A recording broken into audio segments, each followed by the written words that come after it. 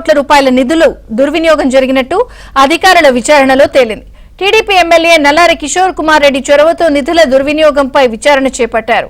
జిల్లా కలెక్టర్ ఆదేశాలతో మదనపల్లి డీఎల్పీఓ నాగరాజు ఆధ్వర్యంలో 6 ప్రత్యేక అధికారుల బృందం 20 రోజుల పాటు సమగ్ర విచారణ జరిపారు.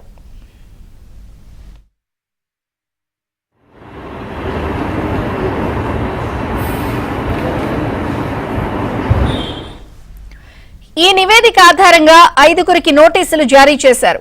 నిబంధనలు గాలికి వదిలేసి ఇష్టానుసారంగా నిధులు దుర్వినియోగానికి పాల్పడినట్లు విచారణలో తేలింది.